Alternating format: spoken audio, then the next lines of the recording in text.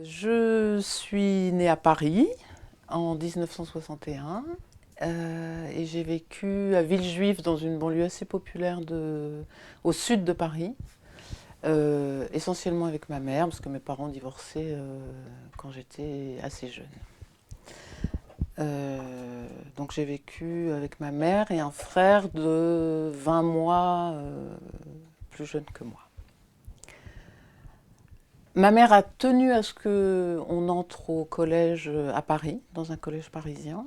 Et donc, on a déménagé dans un quartier là aussi populaire de Paris, dans le 13e, où elle a eu un HLM, elle a obtenu un HLM. Et ça, c'est arrivé lorsque mon frère était en 6e, donc moi j'étais déjà en 5e, donc ça veut dire que je faisais le trajet de cette banlieue pas très agréable, enfin très construite avec des grands immeubles, etc. On habitait dans un grand immeuble au 12e étage, je me souviens, et on voyait que je passais du temps à la fenêtre et je me disais il n'y a quand même pas beaucoup d'arbres, il y a beaucoup de gris. Et, et donc pendant une année et demie, j'ai pris le bus très tôt le matin à Villejuif pour aller au collège à Paris. Je me souviens de ça comme d'une période pas très agréable. Donc je suis restée dans ce collège-lycée Gabriel Fauré dans le 13e, près de Tolbiac maintenant. Entre-temps, il y a eu la construction de la fac de Tolbiac. Je me souviens de ça. Et alors ensuite, je suis restée jusqu'en seconde. En seconde, ma mère a trouvé que je ne travaillais pas assez, donc elle m'a fait changer d'établissement. Donc je suis allée dans le 14e, dans un lycée non mixte. Et je me souviens que c'était voilà, quelque chose que je ne connaissais pas, c'était assez bizarre. Et là, j'ai ressenti une différence presque de classe, quoi. Je trouvais que les filles de ma classe étaient bien plus cultivées que moi. Il y a eu des épisodes comme ça où j'ai pu mesurer ça parce que la prof d'histoire, la prof de français, par exemple, demandait ce qu'était la Scala de Milan. Est-ce que tout le monde sait ce qu'était la Scala de Milan? Et moi, j'avais aucune idée de ce qu'était la Scala de Milan. Et je me souviens d'avoir été honteuse, quoi. Enfin, j'étais pas très bien dans cette classe. Et en terminale, je suis revenue dans le 13e, dans un autre lycée, au lycée Claude Monet. Et là, j'étais beaucoup mieux. J'ai eu une prof de philo extraordinaire, etc. J'ai passé mon bac en 79, donc un bac lettres classique. J'ai commencé le grec ancien en seconde, je me souviens. Et j'ai passé un bac pas très brillamment, si ce n'est en philosophie et en anglais. Voilà. Et ensuite, l'été qui a suivi, je suis partie avec mon copain de l'époque au Mexique, dans le sud du Mexique et au Guatemala. Et là, j'ai visité des sites archéologiques. Et quand je suis revenue, je me suis dit, c'est ce que je vais faire, je vais m'inscrire en histoire de l'art et archéologie. Alors, il est vrai que j'avais, depuis l'âge de 15 ans à peu près, je participais à des fouilles archéologiques tous les étés, aux vacances de Pâques. Et donc j'avais déjà cette idée de l'archéologie. L'ethnologie, j'y avais pas pensé. D'abord, on ne commençait jamais par l'ethnologie. Il n'y avait pas de cours d'ethnologie, il n'y en a toujours pas d'ailleurs dès les premières années. Je pense que j'ai été sensibilisée quand même par mon père, que je voyais assez peu, mais néanmoins 2 fois par mois, quelque chose comme ça, pendant les vacances. Et il avait une collection de statuettes africaines, donc je pense que quand même voilà, c'était pas complètement hors de ce qui se passait dans mon univers familial. Donc, revenu du Mexique, je m'inscris à Paris, l'université Paris 1. Euh, donc là, c'était des cours très généraux. Je me souviens avoir pris histoire antique, histoire médiévale, histoire de l'art, enfin bon, une série de cours comme ça qui préparaient ensuite à l'archéologie. Et j'ai donc fait, alors c'était le système DUG, licence maîtrise. Donc j'ai fait une maîtrise sur les relations entre les cités-États mayas à l'époque classique à partir de l'étude des glyphes emblèmes, qui sont un type particulier de glyphes, de glyphes qui donnent des indications sur les cités, avec le chef de la cité, etc. C'était sous la direction d'Éric Taladoire, je me souviens. J'ai continué un DEA en ethnologie, mais lors d'une fouille dans la vallée de l'Aisne, parce que je continuais à fouiller l'été, d'une fouille dans la vallée de l'Aisne du néolithique, alors grande fouille auquel j'étais pas habituée. D'habitude, j'allais plutôt j'avais fouillé avec Pétroquin le lac de Clairvaux, donc des petites structures de fouilles. Là, c'était vraiment immense avec plein de fouilleurs, de jeunes fouilleurs étudiants ou autres. Et Jean-Paul Demoule, je me souviens, qui était là, me disait, qui était un des directeurs de la fouille, m'a dit l'année prochaine à Paris 1, il me connaissait donc comme étudiant, l'année prochaine à Paris 1, il y a Pierre Lemonnier qui vient, enfin il y a un cours d'ethnologie, tu devrais y aller, ça va être très bien, etc. Donc je m'inscris à ce cours d'ethnologie. Et alors là, Pierre nous présentait des diapos, des barouillas, enfin bon, pour moi c'était, j'ai trouvé ça formidable, je me suis dit là quand même. Bon, et puis il s'est avéré que, alors c'était une ambiance assez détendue, c'est-à-dire après ce cours de culture matérielle, donc il assurait, enfin non, il assurait ethno-archéologie, et il y avait un cours de culture matérielle où tous les enfin, c'était un cours collectif de profs. Et donc, il y avait Pierre, Annick Coudard, Jean-Paul Demoule, Serge Closiou. Et c'était un cours qui avait lieu tard le soir, qui se terminait vers 20h. Et on allait tous, enfin tous ceux qui voulaient aller dîner ensemble, des moules et des frites, je me souviens, cours, la rue qui monte au Panthéon, je me souviens plus de son nom, rue Soufflot peut-être. Et donc là, j'ai rencontré Pierre, et voilà, le début d'une histoire d'amour qui m'a mené à l'ethnologie, en fait. C'est ça qui m'a mené à l'ethnologie. Et en 85, alors ma maîtrise, j'ai dû la passer en 83, le D en 84, et Pierre est parti sur le terrain chez les Barouillas en 85. Avant d'aller chez les Barouillas, il est allé chez les Encavés, c'était son deuxième court séjour chez les Encavés. Et là, il m'a dit bah, pourquoi tu ne me rejoindrais pas.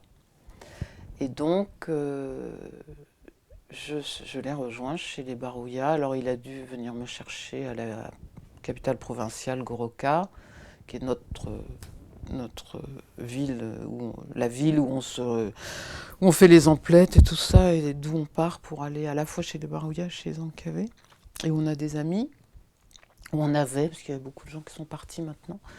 Et voilà, donc il est venu me chercher, parce que c'était un peu compliqué toute seule, ne connaissant rien, d'arriver directement sur le terrain. Et là, j'ai passé donc un mois ou un mois et demi chez les Barouillas. Et donc les femmes m'ont pris en charge en fait. Donc je suis allée dans les jardins, je suis allée nourrir les cochons avec elles, et puis j'ai commencé à prendre des notes. Enfin, j'ai joué à l'ethnologue, quoi. Je ne savais pas encore que j'allais en faire mon métier plus tard. Mais ça m'a ouvert à l'ethnologie, quoi. Alors c'est vrai que je lisais aussi quand même, au cours des études d'archéologie, on lisait des ethnologues, on lisait Godelier, on lisait Salins, on lisait même Malinowski. Enfin, donc j'avais déjà lu des travaux d'ethnologie. Et quand je suis rentrée, alors ça a mis un peu de temps quand même à décider de changer complètement d'orientation. C'était pas une décision simple. J'ai lu beaucoup d'ethnologie sur la Nouvelle-Guinée pour essayer de voir un petit peu s'il y avait quelque chose de possible à faire. Et puis je me suis inscrite il y avait une formation en DEA, c'était toujours système ancien, DEA d'anthropologie sociale et d'ethnologie. La phrase s'appelait Formation à la recherche en anthropologie sociale et en ethnologie. Qui était assurée, c'était des cours assez intensifs, qui étaient assurés par des ethnologues en poste. Donc on était initiés, donc c'était pour des gens qui n'avaient jamais fait d'ethnologie, donc c'était à l'école des hautes études,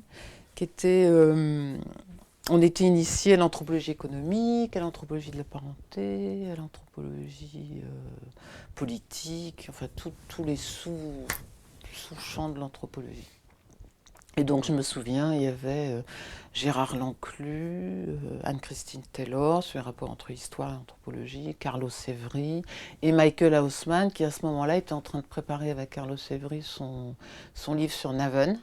Donc il avait organisé, en plus des cours de la parenté générale et assez basique, il était en train de préparer son livre, donc il nous avait fait un espèce d'atelier sur le Naven. Donc c'était assez formidable parce qu'on était vraiment dans le processus de construction d'une recherche, quoi, avec des exposés, etc. Donc ça, j'ai un très bon souvenir de ça. Ça se passait rue de la Tour, je me souviens. L'école des études avait des locaux là. Voilà, donc alors à la suite à l'issue de cette année de DEA, donc on avait ces cours-là, on avait des exposés à faire et puis on avait un mémoire. Et j'ai rédigé un mémoire sur les représentations des substances corporelles, une comparaison de 26 sociétés. En fait, il y avait eu déjà pas mal de... Enfin, c'était l'époque, c'était les années 80, et c'était l'époque où il y avait beaucoup de gens qui avaient écrit sur les conceptions de la procréation, les représentations des substances corporelles. Il y avait le cours de Françoise Héritier au Collège de France. Enfin, j'étais un peu dans ce bain-là, et il y avait de quoi faire. Donc, j'avais rédigé ce mémoire, et que j'ai soutenu devant. Donc Godelier était mon directeur de mémoire, que j'ai soutenu devant. C'était des petits comités. Hein, il y avait comment il s'appelle, Emmanuel Terret. Voilà, Emmanuel Terret, Maurice, et puis je pense que c'est tout. Et puis je l'avais envoyé à Françoise Héritier, vu le sujet. Et elle m'a dit, écoutez, je trouve que ça pourrait faire l'objet d'un article en le résumant, donc écrivez un article. Et on pourrait le soumettre à l'homme, etc. Donc j'étais super, à la fois impressionnée quand même, parce que j'avais 28 ans. Donc j'avais pas encore fait de terrain. Ah bah si, j'étais allée chez les Barouillas. J'avais pas fait le terrain de thèse. Donc je rédige cet article et je montre... alors il y avait deux résultats principaux dans ce mémoire. Il y avait l'idée qu'il y avait un parallèle entre les représentations de la procréation et de la croissance in utero et les représentations de la croissance des garçons. Donc en gros, on utilisait là où... sur cette comparaison de 26 sociétés, là où le sperme jouait un grand rôle dans la croissance in utero, donc chez les Barouillas, les Sambia notamment, pour ce qui est de Hanga, il y avait eu des pratiques d'homosexualité ritualisées. Et au contraire, là où le sang maternel servait à la... Enfin, était le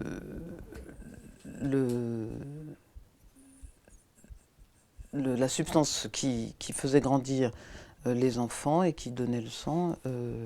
On avait d'autres pratiques. Alors chez les encavés, c'était, je m'en suis rendu compte après, c'était l'ingestion de jus de pandanus rouge, un substitut végétal de sang. Donc il y avait ce parallèle. Et puis voilà, c'était un des principaux résultats de Starting. Donc il a été publié dans l'Homme en 90. Et je crois que ça a été important ensuite pour rentrer au CNRS, quoi, quand on arrive à publier un article. Donc ça, je suis très redevable à Françoise Héritier de ça, qu'elle m'a poussée à ça. Elle était très généreuse de ce point de vue-là. Ensuite, donc, on a décidé, Pierre et Bois, de commencer un terrain dans un groupe Anga. Alors, lui était allé dans la majorité des groupes Anga. Il était allé chez les Barouillas pour étudier le sel, et puis ensuite,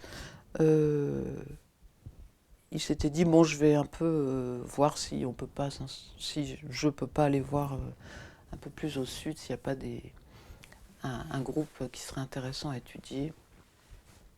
Et en fait, on s'est rencontrés à ce moment-là, donc on s'est dit, ben, il n'y a jamais eu une femme qui a travaillé dans un groupe Anga, à part Béatrice Blackwood, mais qui était dans les années 30, qui était prof à Oxford, mais elle était intéressée par les outils de Pierre.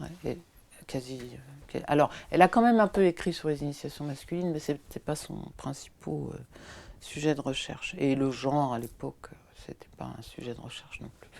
Donc on s'est dit, ce qui serait bien, c'est qu'on fasse un long terrain monographique en combinant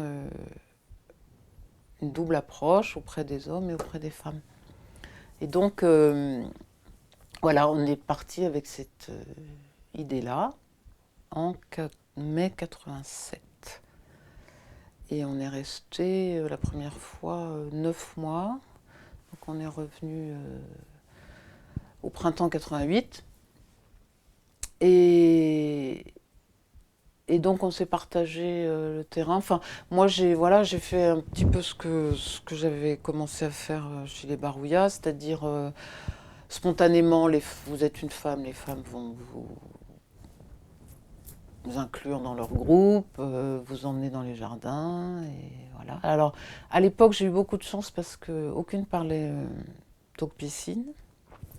On n'avait pas pu apprendre l'encavé, évidemment, avant. Et là, quand on est arrivé, il y avait une famille de pasteurs luthériens d'un autre groupe Anga qui était installé là depuis à peu près 1 an. Et il y avait une jeune fille, enfin une des filles de cette famille de pasteurs, avait une quinzaine d'années, très brillante, très intelligente, et elle avait appris l'encavé. Et donc j'ai travaillé avec elle au début, et elle était elle était très appréciée des femmes, donc ça s'est fait vraiment très naturellement. Et c'est vrai que j'ai gagné beaucoup de temps grâce à elle. Donc j'ai commencé par travail dans les jardins, observer ce que faisaient les femmes dans les jardins. J'ai fait un recensement pour connaître un petit peu la composition de la vallée. On s'est installé dans un des plus gros villages. Il y a 3 vallées, donc en fait le choix était assez simple. Il y a 3 vallées. La plus importante démographiquement était celle où s'était installé un missionnaire de Summer Institute of Linguistics quelques années plus tôt, enfin presque 10 ans avant. Et donc il n'était pas question qu'on s'installe là. Il y a un jour de marche, il y avait un autre village assez peuplé. À l'époque, il y avait 450 personnes à peu près. Et on s'est donc... et l'autre vallée, une vallée plus au sud, plus isolée, mais avec seulement 50 personnes. Donc là, c'était pas possible de s'installer, il n'y avait pas assez de monde. Donc on a choisi cette situation un peu intermédiaire. La vallée de la Chouaoui. Et on a été bien accueillis. Pierre était déjà passé là, donc c'est vrai que voilà, il y a eu tout ce travail d'explication de ce que c'était que le travail d'ethnologie, etc.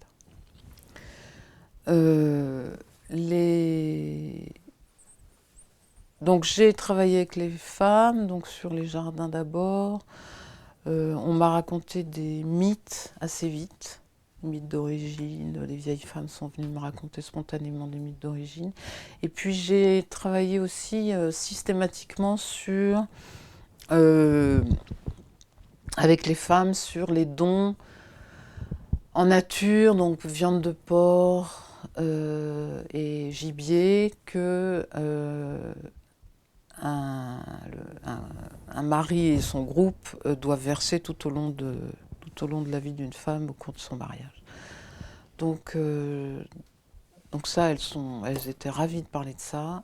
Et donc ça m'a permis après de travailler sur les échanges matrimoniaux, de savoir où ces échanges allaient ensuite. C'est-à-dire, il y avait une redistribution de ces biens dans la famille des paternels ou des maternelles et des maternelles de l'épouse. Et donc j'ai pu voir comme ça comment était le système de redistribution de ces échanges, de ces biens. Qu'est-ce que j'ai fait d'autre? Alors, il y a eu un homme qui est venu, qui connaissait très bien les plantes de la forêt et qui a travaillé avec moi. On a fait un herbier ensemble. Enfin, il allait chercher des plantes dans la forêt et puis après, il y avait aussi d'autres gens qui, une fois qu'ils rentraient avec toutes ces feuilles, qui venaient et qui discutaient entre eux, ça sert à ça et ça. Donc j'ai fait ça. Dans le cadre ça devait être dans le cadre d'une recherche financée par le ministère des Affaires étrangères, donc qui m'avait demandé de faire ça.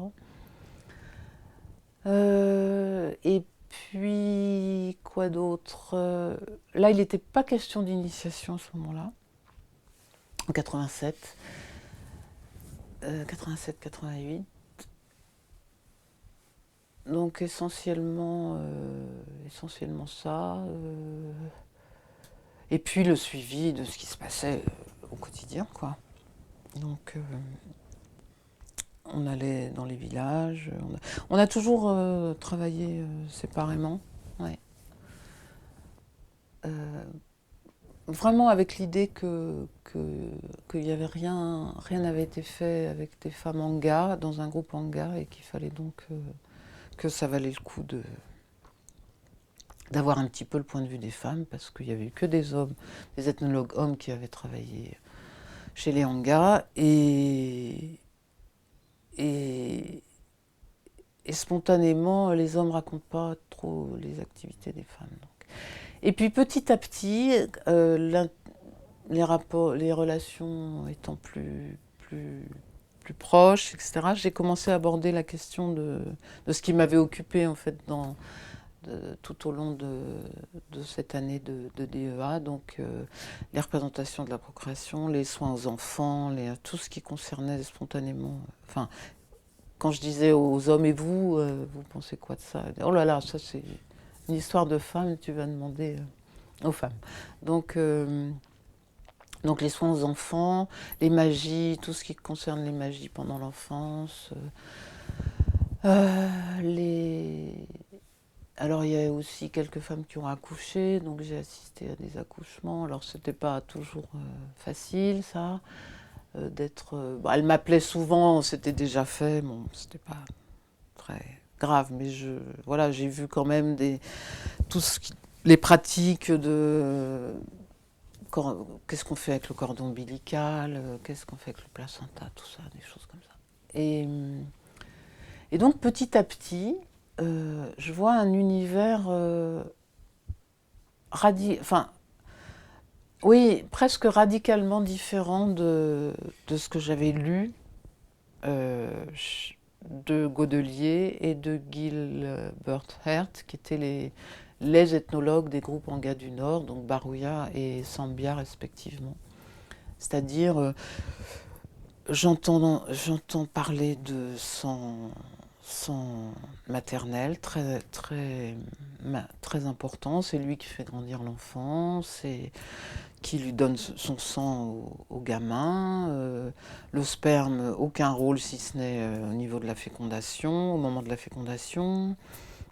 Donc les rapports sexuels sont interrompus dès qu'on sait que la femme est qu'on se rend compte que la femme est enceinte. Donc un monde, là c'était vraiment très très contrasté avec ce que j'avais lu.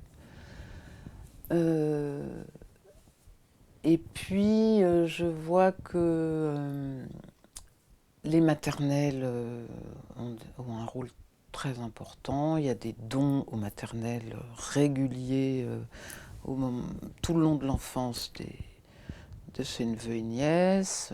Donc je commence à percevoir un autre univers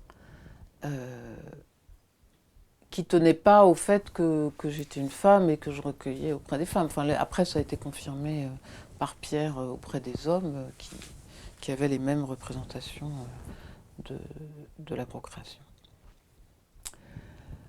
Voilà. Donc, on revient en 88. Je commence à analyser tout ça. Et on est retourné en 90. Oui, en 90, pour recueillir des informations supplémentaires, et puis parce que 9 mois de terrain, c'était pas suffisant, donc on repart 3 mois. Alors cette fois avec Camille, qui était née entre-temps. Et, et voilà, alors les gens étaient absolument ravis de nous voir, parce qu'ils trouvaient ça bizarre en fait, qu'on soit deux, qu'on n'ait pas d'enfant encore. Et alors d'arriver avec une petite fille de 16 mois, on restait 3 mois quand même, donc ça a été... ils étaient vraiment ravis, ils s'en sont occupés très très bien. On était très très bien accueillis cette fois-là.